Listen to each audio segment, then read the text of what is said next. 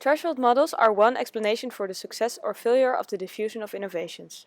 This paper presents a new model for understanding the diffusion of innovations in social networks. The model is based on 4 commonly known adopter categories: early adopters, early majority, late majority, and laggards. The categories are ordered from quick to late adoption of new innovations. These 4 adapter categories are currently used for the entire social system, meaning the total potential market. However, the new model introduces the dimension of an individual's personal network.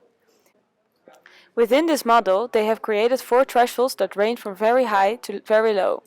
An individual having a high threshold means that he will adopt an innovator rather late compared to connections in his direct network. Here is an example of an individual personal network with the adoption of a CT scanner. This is Dr. McDreamy. His personal network consists of 5 other doctors, and as more individuals in the network adopt the CT scanner, the exposure to Dr. McDreamy increases.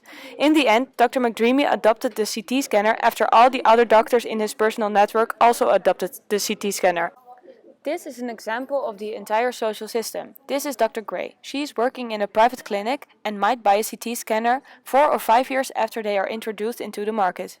Dr. Gray would be considered an early adopter of CT scanners. However, Dr. Gray is surrounded by colleagues and friends like Dr. Yang, who adopted CT scanners when they were first available on the market.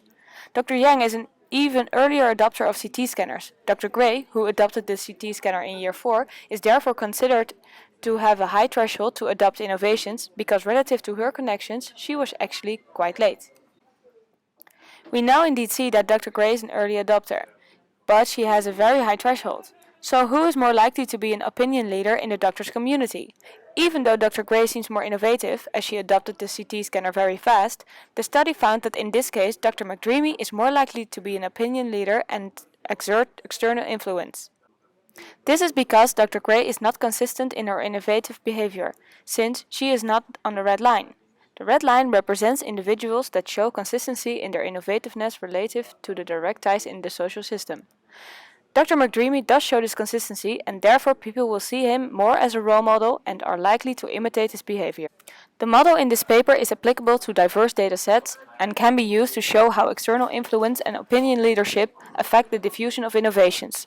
The network thresholds created will allow businesses to better predict the diffusion pattern of their innovations and to identify opinion leaders and followers.